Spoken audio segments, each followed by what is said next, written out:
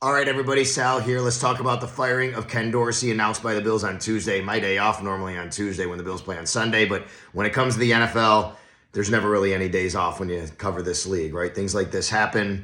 So we have full coverage at WGR550.com. I did jump on the Extra Point Show with Joe DiBiase, who is hosting solo today, but we talked about it, and he asked me a really interesting question, which is basically my level of surprise. And I think it's interesting because look, I mean, I'll be consistent and say that I didn't think that they would make a move during the season. That's just not what Sean McDermott or Brandon Beane do. It's not in their normal operation. It's not how they run the franchise. However, after last night, I felt everything might have been on the table. To me, maybe a coordinator, Matthew Smiley, could be a guy that you could look at after an abysmal performance, especially the 12 men on the field at the end of the game, the special teams miscues that have happened this year. But we all know that this offense has not looked right. It has not seemed and looked and felt right. Something's wrong with Josh Allen, it feels like. Something's wrong with the details. They are moving the ball. They can't finish drives. They have a lot of things that go wrong constantly on offense. Over the last 6 games, 20.5 points per game.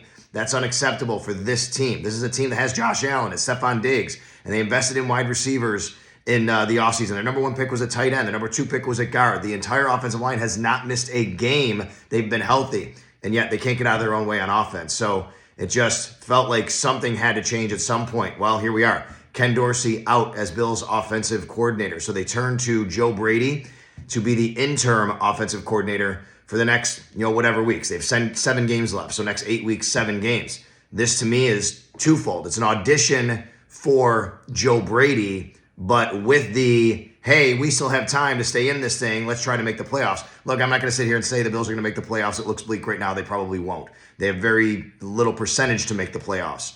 But they're 5-5. They're going to operate as if they still have a chance, because they should. And they're going to try to, win every game and get into the mix at the end and see what happens. And if they can do that, that would be great for Joe Brady, I'm sure, to, lay claim to maybe getting this job on a full-time basis. So this is short-term, fix the offense, do what you can do. Long-term, if you can, then you'll have a really good look at this job. Then we can talk about later down the road who can be brought in. I think that's a conversation for later, though, because right now it's Joe Brady, and he's going to have, the offense and the ability to run this offense for the next 7 weeks. Let's see what he can do. If you're expecting wholesale philosophical schematic changes, I wouldn't do that. I mean, you can't do a complete new install in 1 week. It's probably going to be the same terminology, a lot of the same, plays with wrinkles here or there. I think that's really what it comes down to.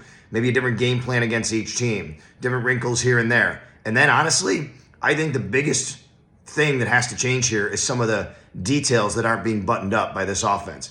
The fumbles, the drop passes. These are things that the Buffalo Bills, under Sean McDermott specifically, over the last 6 years, have been very good at for the most part compared to the league. Detail-oriented, buttoned up, a lot of those things. This offense has not had that, and that falls on the offensive coordinator. That also falls on the head coach.